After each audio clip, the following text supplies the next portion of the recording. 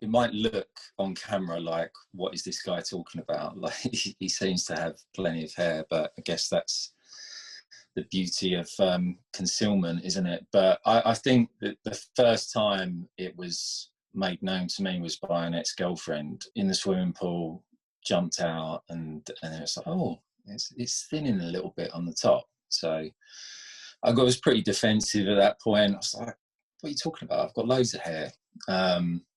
And I didn't really think about it too much, because that was my take on it. I've got plenty of hair. I'm only 24. I've still got plenty of years in me yet. And then I suppose it was then in 2009 that I was traveling around Southeast Asia, and it was so hot. I just thought, right, I'm going to shave my head right down to a 2 or something.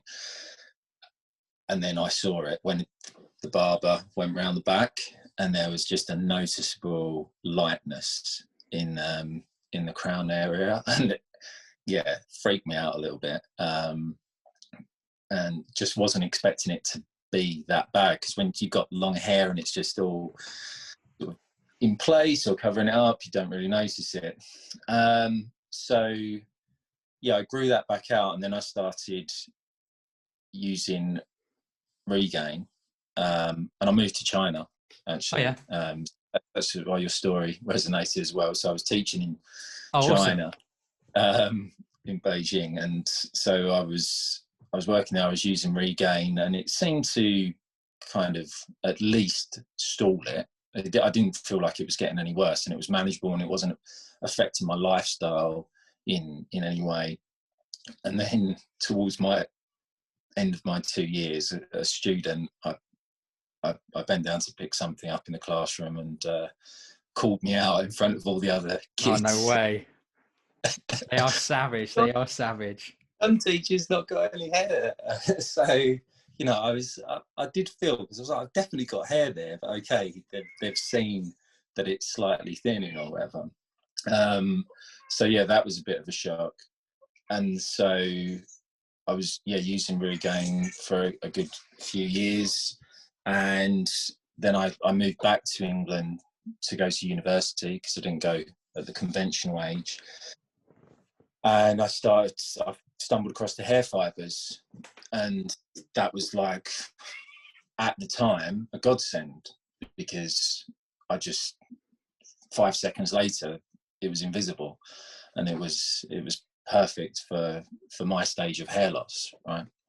But I was still very self-conscious about it, obviously knowing, as so many have said, about the elements, when you go out in the elements. So it started to affect my lifestyle in that sense. When I went on holiday, I would not necessarily go in the water at every opportunity.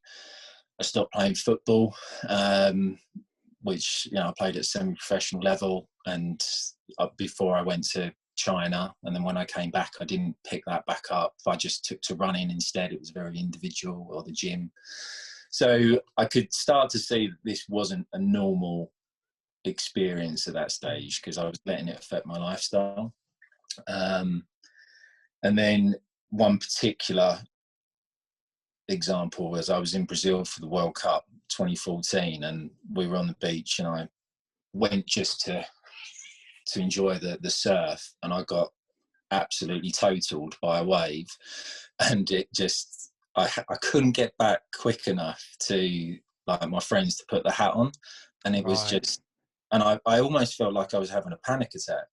It was really, really quite odd. And that's where I think, that coupled with my last year of university, and I think I'd experienced real stress and anxiety for the first time in my life at that stage. And so that was the same year. And so that's where that relationship then started, that I was talking about, that causal relationship between, is it the hair loss that's causing the anxiety or stress, or vice versa? And then I did great at uni and got the degree that I was after. And this is when I mentioned your post about not having your resilience tested. This was, I came out of uni and I tried to enter the job market in the UK for the first time in sort of 6 years, because I've been working overseas and volunteering and whatnot, and I was just getting rejection after rejection with what I felt were entry-level positions. And my validation then became about how I looked, because I didn't have validation with the job that I eventually took. Like I took a job, wasn't the worst job in the world, but I'd just been to uni to get a much better job than the one that I'd entered. And so I was like, well, the only thing I can have self-confidence in is my appearance. You know, it's completely egotistical and ego driven. So then I was, okay, I need to stop this hair loss. So then I got in touch with a hair treatment. I don't know if you name and shame organization. Yeah, you can mention, yeah. Belgravia Treatment Centre. I mean, that was £1,000 a year for high solution minoxidil and another cream and all the other techniques that they use, laser combs and all this sort of stuff that come as part of the package. And so, yeah, to be fair, you know, again, I think it stalled the progress of the hair loss. It wasn't remedying it, which is what you talk about in almost every video. It's not curing the problem, and it wasn't changing the fact that I was feeling anxious about the situation, that it was affecting my social life, you know, or lifestyle at least. And then, yeah, coupled with, I think there was just a general low mood attached to the job, the money I was spending that I didn't really have on remedying my hair loss. And then, you know, so your financial well-being is taking a hit, your social well-being in terms of, you know, just your lifestyle, being able to live how you want to live, and physical well-being in terms of the way that I saw myself, you know, my physical self. And that probably affected my relationship. Well, I know it affected my relationship at the time, which subsequently ended. I then went through that whole issue. So this is now 2016. Of God, now I'm not going to find anyone. I've got to go onto dating apps for the first time. You know, and then this is where something really starts to creep in around deceitfulness. You know, so this whole thing of like, looks can be deceiving, or deceiving is not known in a positive context, is it, if you're deceiving someone? And I think that's kind of where I've felt in the dating world for the past sort of few years, is they're not seeing the real me. Like, and this is how I look when I turn up on a date, for example, and this is how I look on my profile. But I know at some point I'm going to have to broach the subject. And that in itself is anxiety inducing, you know, because you feel like you're keeping secrets from someone, which is funny, because in the filter world that we live now, I think that, again, that is something that we really need to look at as a society. And, you know, in terms of the ego and the self, the way we are trying to appear is not who we are. You know, this filter culture that we're living in. I mean, I'm maybe going off topic just slightly, but, you know, children now growing up in a world of filters, they'll look back on photos of themselves and they'll never know what they really look like. Yeah. You know, it's unprecedented in that sense. So yeah, but for me personally, there is a level of deceit and just that concealment that I've been talking about, where you feel like you've got something to hide, you know, and not being able to be open and honest about that. And that's where the mental health aspect of it comes in, you know, in the same way that I did experience wasn't diagnosed, but I had every symptom of what would be seen as depression, you know, and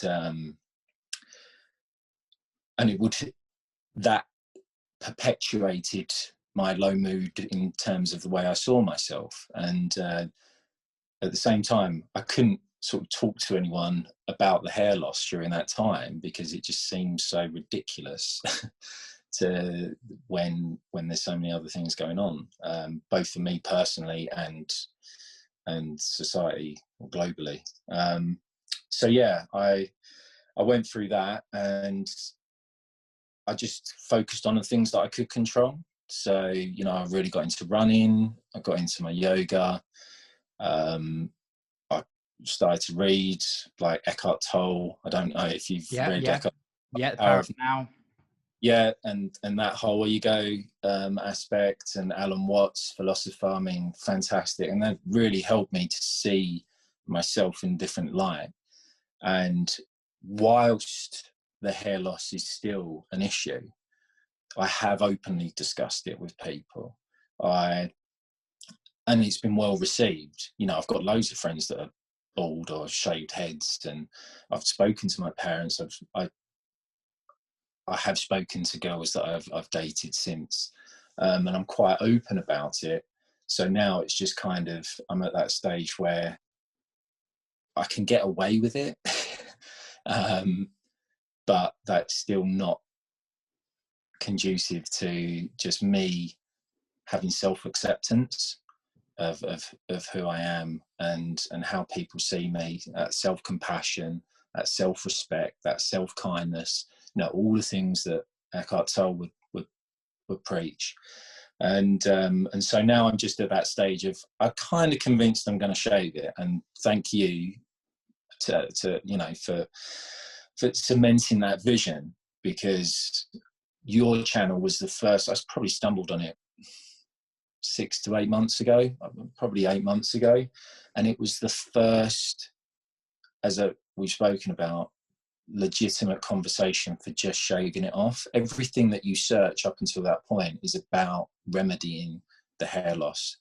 You know, it's not about self-acceptance or self-compassion. It's about, you know, you don't want to look this way. We've got a way to make you look better.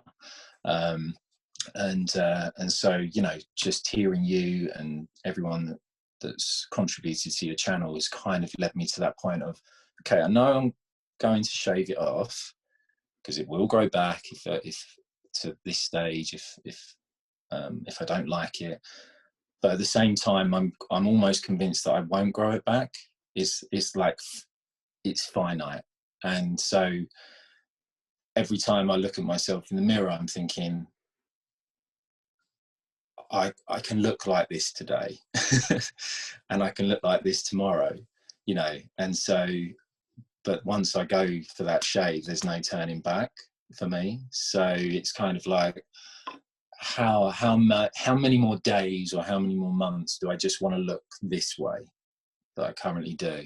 I don't think it was that I felt my appearance was preventing me from entering the job market, but what it was doing is, if I was identifying with that and I was letting that have an internal, if I was internalizing that negativity, you know, we talk that the word confidence is so loaded, you know, but if you're internalizing that negative perception of yourself and the low mood that comes with it, then that's how you're going to maybe be perceived by others, because that's the version of yourself that you're putting across. And so, yeah, I don't think people judge me on my appearance, but maybe the way I perceive my appearance filtered into the way I conducted myself in maybe interviews, or just the way that I was socially as well. You know, if you're cowering and your head's low, I mean, these are all like your safety behaviours that you mentioned. You're not carrying yourself in a way that people feel comfortable to engage with, you know. So yeah, there's definitely an interlinked sort of aspect of that. It goes hand in hand, doesn't it? Yeah, and just, I think, yeah, until an interesting going on to the dating thing, you know, in this swipe culture. I mean, I'm not a professional, but just some thoughts putting it out there. In this kind of swipe culture, we have the choice complex, you know, where too much choice, we're us as humans, we naturally kind of gravitate towards entropy, so limiting our choices. That's why when we go to the supermarket, there's thousands of products, we end up with the same kind of food in our baskets each week, right? Because familiarity it gives you confidence, you know, in your choice. So this swipe culture, but also looking for imperfections, and the idea that until you're fully accepting of yourself and your own imperfections, then how are you ever going to be accepting of others? You know, and whether that's in the dating world or whether that's just generally amongst colleagues or families or friendship circles, you know, we all have flaws, whether that's physical flaws or emotional flaws, whatever it might be. And it's just understanding, you know, that we also we have our own flaws as well, and we can accept those, and we'll be more accepting of others. So I've been trying to practice that as well, and it's been a journey. Like I've not had a serious relationship now for 4 years because I've felt like I really needed to curb this self-perpetuating cycle of needing validation, like because of my appearance through my relationships, you know. Yeah.